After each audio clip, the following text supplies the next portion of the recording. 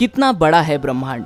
दोस्तों, ये एक ऐसा सवाल है जिसका सही जवाब शायद मैं आपको न दे पाऊँ, लेकिन ये वीडियो देखने के बाद आपको ये पक्का यकीन हो जाएगा कि आपका जीवन एक मोह माया है और आप उसमें फंसे हुए हैं। आप इस धरती पे इंसानों की प्रजाति के 7.5 अरब लोगों में से एक हैं जो इस समय इस वीडियो को देख रहे हैं। और जहाँ तक हम जानते हैं कि ब्रह्मांड में सिर्फ पृथ्वी ही एक ऐसी जगह और एक ऐसा ग्रह है जहाँ जीवन अच्छी तरह से फल फूल रहा है, जहाँ हमारे साथ इस धरती पर 87 लाख अन्य प्रजातियाँ भी रहती हैं जो दिमागी रूप से हमसे कम विकसित हैं। लेकिन हम इस धरती पर नेचुरल सिलेक्शन और अपने पूर्वजों की मेहनत की वजह से ज़्यादा विकसित हो गए हैं, इसलिए हम इस धरती के देवता हैं। हम पेड़ों को काट सकते हैं, समुद्र और नदियों के पानी को गंदा कर सकते हैं, जानवरों को मार के खा सकते हैं और तरह तरह की विषैली गैसें छोड़कर हमारे वायुमंडल को गंदा कर सकते हैं। दोस्तों, आपको विश्वास नहीं होगा कि आपकी पृथ्वी कितनी मूल्यवान है। पृथ्वी हमारे सौरमंडल में हैबिटेबल जोन में होने के साथ यहाँ लिक्विड वाटर, औसतम गुरुत्वाकर्षण, ऑक्सीजन के साथ यहाँ ऐसी कई अनुकूल परिस्थितियाँ हैं जिसकी वजह से यहाँ जीवन संभव हो पाया है, जो हर किसी ग्रह पर होना संभव नहीं है। चलिए अब हम जान लेते हैं कि हमारा ब्रह्मांड कितना बड़ा है। शुरुआत करते हैं पृथ्वी से।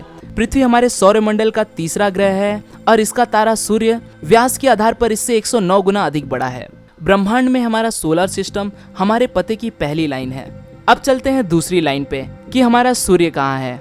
हमारे सूर्य और उसके आसपास वाले तारों को मिलाकर एक तारामंडल बनता है, जिसे हम इंटरस्टेलर नेबरहुड भी कह सकते हैं, यानी हमारे सूर्य के आसपास वाले तारे। याद रहे कि सभी तारों के ग्रह होते ही हैं। जिस तरह हमारे सूर्य के 8 ग्रह और कई चंद्रमाएं हैं, उसी तरह अन्य तारों के भी कई ग्रह और चंद्रमाएं होते हैं। लेकिन अब तक हमें स्पष्ट रूप से यह भी नहीं पता चला है कि हमारे सबसे पास वाले तारे के ग्रहों पे क्या चल रहा है। और ऐसे कई तारामंडलों को मिलाकर एक आकाशगंगा बनती है। हमारी आकाशगंगा का नाम मिल्की वे गैलेक्सी है, जिसे हम मंदाकिनी के नाम से भी जानते हैं। हमारी आकाशगंगा में हमारे सूर्य की तरह ऐसे अरबों करोड़ों तारे हैं और हर तारे के अपने ग्रह हैं। और हम जानते हैं कि तारों के मुकाबले ग्रहों की मात्रा बहुत ज्यादा होती है। अब आ जाते हैं ब्रह्मांड में हमारे पते के 5वें लाइन पे कि हमारी आकाशगंगा कहाँ है। तो हमारी आकाशगंगा और उसके आसपास की कई आकाशगंगाओं को मिलाकर हमारा लोकल गैलेक्टिक ग्रुप तैयार होता है। और ऐसे कई आकाशगंगाओं के ग्रुपों को मिलाकर एक वर्गो सुपर क्लस्टर्स का निर्माण होता है। वर्गो सुपर क्लस्टर ब्रह्मांड में हमारे पते के 5वें लाइन पे है और ऐसे कई सुपर क्लस्टर्स को मिलाकर एक लोकल सुपर क्लस्टर्स का निर्माण होता है। और ऐसे कई लोकल सुपर क्लस्टर्स को मिलाकर हमारे अनंत ब्रह्मांड की रचना होती है, जिसे हम ऑब्जर्वेबल यूनिवर्स कहते हैं। इस ब्रह्मांड में कितने तारे, ग्रह, आकाशगंगाएं हैं, इन सभी को कभी नंबर्स में नहीं बयां किया जा सकता। हमें अपने इस विशाल सृष्टि का कोई अंत नहीं पता, क्योंकि हम ब्रह्मांड में एक तय सीमा तक ही देख सकते हैं।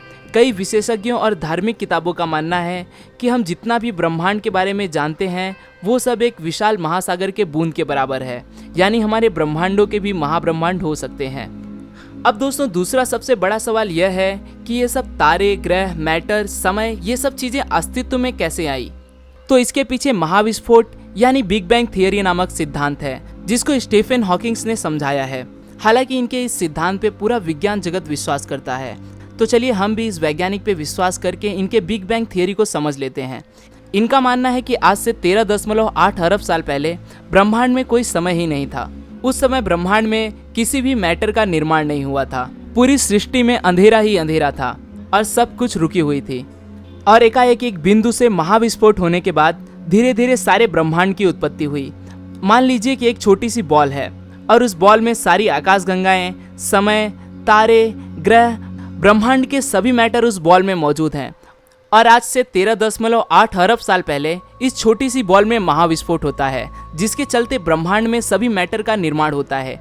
ये आकाशगंगाएं, तारे, ग्रह और ब्रह्मांड के सभी मैटर इस बिंदु से बने हुए हैं। इस बिंदु में महाविस्फोट होने के बाद ही हमारा ब्रह्मांड अस्तित्व में आया। इसके साथ साथ स्टीफन हॉकिंग्स का ये भी मानना है कि भगवान ने इस ब्रह्मांड को नहीं बनाया, क्योंकि जब 13.8 अरब साल पहले ब्रह्मांड में समय ही नहीं था तो कोई कैसे इस ब्रह्मांड को बना सकता है।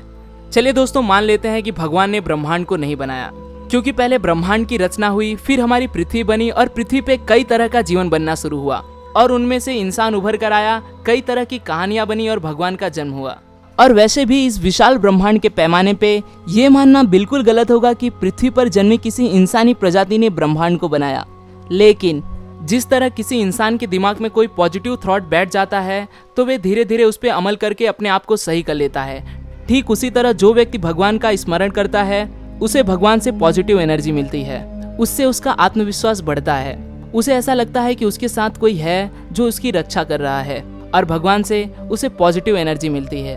अब आप उस पॉजिटिव एनर्जी का चाहे इस तरह इस्तेमाल करें, चाहे इस तरह, चाहे इस तरह, चाहे इस तरह, वो आपके ऊपर है। अब भी दोस्तों कई ऐसे सवाल हैं जिसका सही जवाब विज्ञान को भी नहीं पता, लेकिन किसी चीज़ से हार मान लेना, किसी चीज़ पे आंख बंद करके विश्वास कर लेने से ज़्यादा अच्छा है कि हम सच्चाई जान सकें। आज के लिए दोस्तों बस इतना ही। वीडियो अच्छा लगा तो इसे लाइक कीजिए, और अगर आप हमारे यूनिवर्स एडवेंचर के चैनल पर नए हो और आप भी ऐसे इंटरेस्टिंग वीडियोस में रुचि रखते हो तो दोस्तों चैनल को सब्सक्राइब करें ताकि आप आने वाले वीडियोस को बिना रुके देख सकें। फिर मिलूंगा दोस्तों एक नए वीडियो के साथ में, तब तक के लिए नमस्कार।